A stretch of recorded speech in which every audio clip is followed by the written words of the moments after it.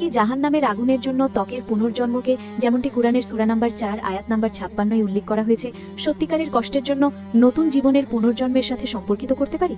ধন্যবাদ। বোন খুব সুন্দর একটি প্রশ্ন করেছেন। তিনি বলেছেন যে আমরা কি সম্পর্কিত করতে পারি। তিনি বলেছেন যে তিনি আমার বক্তব্য শুনেছেন এবং তিনি মুগ্ধ, আলহামদুলিল্লাহ। এই কারণেই তিনি রেফারেন্স দিয়ে উদ্ধৃতি দিচ্ছেন, আলহামদুলিল্লাহ। তিনি বলছেন যে কুরআনের সূরা নিসা সূরা নাম্বার ৪ আয়াত নাম্বার ৫৬ বলা হয়েছে যে ত্বক প্রতিস্থাপন করা হয় যাতে তোমরা ব্যথা অনুভব করতে পারো। এটি কি পুনর্জন্মের মতো বারবার আসা, বারবার ফিরে আসা এবং একজন মানুষ এই পৃথিবীতে আবার জন্মগ্রহণ করে? বোন, দুটি আলাদা বিষয়। কোরআনে সূরা নিসা সূরা নাম্বার ৪ আয়াত নাম্বার ৫৬ যা বলা হয়েছে যে যারা আমার নিদর্শনকে প্রত্যাখ্যান করবে আমি তাদেরকে জাহান্নামের আগুনে নিক্ষেপ করব, এবং যখনই তাদের চামড়া পুড়ে যাবে আমি তাদেরকে নতুন চামড়া দেব যাতে তারা ব্যথা অনুভব করতে পারে।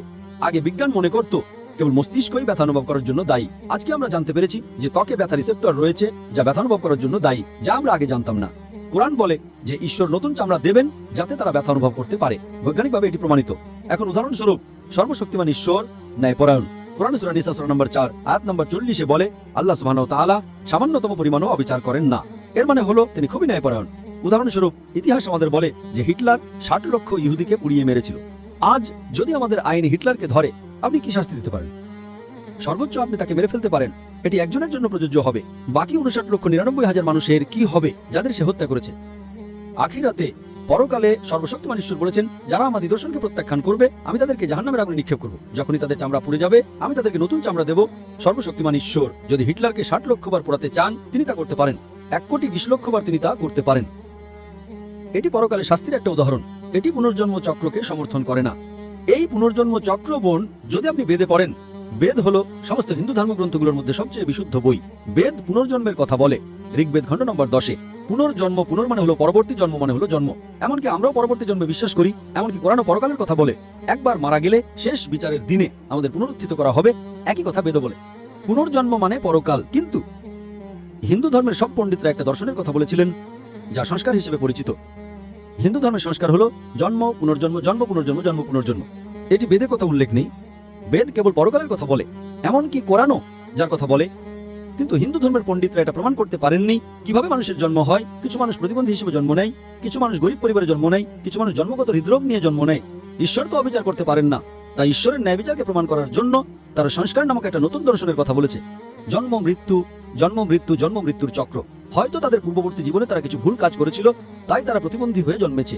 এটি হিন্দু পণ্ডিতদের দর্শন, ধর্মগ্রন্থের নয়। আপনাদের বেদে পুনর্জন্ম বিষয়ে, পরকাল বিষয়ে খুব স্পষ্টভাবে বলা আছে। এমনকি কোরআন যার কথা বলে আপনি এই পৃথিবীতে এসেছেন। আল্লাহ তাআলা কোরআনে সূরা মুলক সূরা নাম্বার ৬৭ আয়াত নাম্বার ২-এ বলেছেন আল্লাযী খালাকাল মাউতা ওয়াল হায়াতা। আল্লাহ মৃত্যু এবং জীবন সৃষ্টি করেছেন যাতে তিনি তোমাদের মধ্যে পরীক্ষা করতে পারেন যে তোমাদের মধ্যে কে কর্মে উত্তম। সুতরাং এই পৃথিবীতে আপনার জীবনে কেবল একবারই জীবন রয়েছে। একবার আপনি মারা গেলে সর্বশক্তিমান ঈশ্বর শেষ বিচারের দিনে আপনাকে পুনরুত্থিত করবেন। বেদও তাই বলে। কিন্তু হিন্দু ধর্মের পণ্ডিতরা এটা প্রমাণ করতে পারেননি কেন কিছু শিশু বধির হয়ে জন্মায়, কেউ বোবা, কেউ হৃদরোগী, কেউ গরিব পরিবারে। কারণ তারা প্রমাণ করতে পারেননি। তারা এই দর্শন নিয়ে এসেছেন যা বেদে উল্লেখ নেই। একইভাবে যদি আপনি ভগবদ্গীতা পড়েন, ভগবদ্গীতা বলে যে কিভাবে একটি আত্মা শরীর পরিবর্তন করে, কিভাবে একটি শুঁয়োপোকা যখন কোনো পাতায় যায় সে নতুন একটি পাতায় লাভ দেয়। একইভাবে আত্মা একটি নতুন শরীরে পরিবর্তিত হয়। একবার হওয়া নিয়ে আমাদের কোনো সমস্যা নেই, কিন্তু একাধিকবার হওয়াটা পুরোপুরি ভুল। এখন আমি ব্যাখ্যা দেব ইসলাম এই বিষয়ে কি বলে। এখন আপনি আমাকে প্রশ্ন করবেন, ঠিক আছে, যদি হিন্দু পণ্ডিতরা ভুল হয় তাহলে কোরআনের ব্যাখ্যা কি? ইসলামে যেমনটা আমি উল্লেখ করেছি, আল্লাহ বলেন সূরা মুলক সূরা নাম্বার ৬৭ আয়াত নাম্বার ২-এ আল্লাযী খালাকাল মাউতা ওয়াল হায়াতা। সর্বশক্তিমান ঈশ্বরই মৃত্যু এবং জীবন সৃষ্টি করেছেন এটা পরীক্ষা করার জন্য যে তোমাদের মধ্যে কে কর্মে উত্তম। সুতরাং মনে জীবনটা হলো পরকালের জন্য একটা পরীক্ষা। প্রতি বছর যখন আপনি পরীক্ষায় বসেন প্রশ্নপত্র তো পরিবর্তন হতেই থাকে, ঠিক না? ভুল ঠিক। একইভাবে সর্বশক্তিমান ঈশ্বর বিভিন্ন মানুষকে বিভিন্নভাবে পরীক্ষা করেন। কোরআন বলে যে আপনার সন্তানরা আপনার জন্য একটা পরীক্ষা। কোরআন বলে যে আপনার সম্পদ আপনার জন্য একটা পরীক্ষা। তাই সর্বশক্তিমান ঈশ্বর কিছু মানুষকে গরিব হিসেবে জন্ম দেন, কিছু মানুষকে ধনী হিসেবে জন্ম দেন। ধনী মানুষদের তাদের যাকাত দিতে হয়। ইসলামে প্রত্যেক ধনী ব্যক্তির যার ৮৫ গ্রামের বেশি সোনার সঞ্চয় আছে তার উচিত প্রতি চন্দ্র বছরে সেই সঞ্চয়ের ২.৫% দান করা, যাকে জাকাত বলা হয়। গরিব মানুষ তার কোনো জাকাত নেই, সে জাকাতে ১০০-র মধ্যে ১০০ নাম্বার পেয়ে যায়। ধনী ব্যক্তি সে যদি জাকাত না দেয় তবে সে ০ নাম্বার পাবে। সে যদি অর্ধেক জাকাত দেয় তবে সে ৫০% নাম্বার পাবে।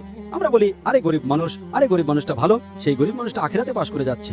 সুতরাং পরকালে হতেই পারে দারিদ্র্য হলো একটা পরীক্ষা, সম্পদ হলো একটা পরীক্ষা। আপনি সর্বশক্তিমান ঈশ্বরের আদেশ মানছেন কিনা। কুরআন বলে যে এমনকি আপনার সন্তানরাও একটা পরীক্ষা। হতে পারে খুব ধার্মিক একটা দম্পতি আছেন, সেই দম্পতির এমন একটা বাচ্চা জন্মালো যার জন্মগত হৃদরোগ আছে, সেই বাচ্চা কোনো পাপ করেনি। কোরআন বলে প্রত্যেকটি শিশুই মাসুম হিসেবে জন্মায়, প্রত্যেকটি শিশুই নিষ্পাপ হয়ে জন্মায়।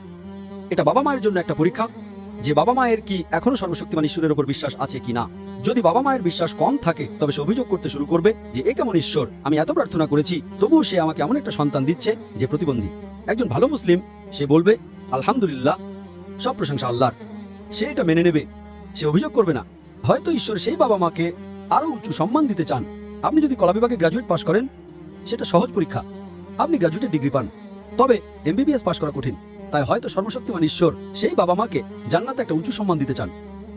এমনকি তারা 5 ওয়াক্ত নামাজ পড়লেও এখন ঈশ্বর তাদের একটা প্রতিবন্ধী সন্তান দিয়ে পরীক্ষা করতে চান, এটা দেখতে যে বাবা মায়ের কি এখনো ঈশ্বরের উপর বিশ্বাস আছে কিনা। যদি তারা পরীক্ষায় পাশ করে তবে তারা জান্নাতে একটা উঁচু সম্মান পায়। সুতরাং স্বাস্থ্য, সম্পদ, দারিদ্র, রোগ হলো একটা পরীক্ষা। আপনার আগের জীবনের সাথে এর কোনো সম্পর্ক নেই, সেটা হলো পণ্ডিতদের তত্ত্ব, বেদের নয়। তাই বেদও একই কথা বলছে যা কোরআন বলছে। আপনারা এই পৃথিবীতে একবার আসেন, তারপর আপনাদের পরবর্তী জীবন আছে পুনর্জন্ম, কিন্তু মৃত্যু জন্ম নয়, এটা বেদের অংশ নয়। আশা করি আপনার প্রশ্নের উত্তর পেয়েছেন বোন। ধন্যবাদ। বোন, আপনি কি বিশ্বাস করেন যে একজন ঈশ্বর আছেন?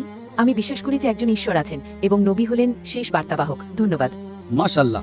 আপনি কি বিশ্বাস করেন যে মূর্তি পূজা করা ভুল? না, আমি গত 10 বছর ধরে মূর্তি পূজা করছি না মাশাআল্লাহ। এবং আমি পরে সিঙ্গাপুরে আমার সন্তানদের সাথে শাহাদা গ্রহণ করতে চাই। আপনাকে অনেক ধন্যবাদ।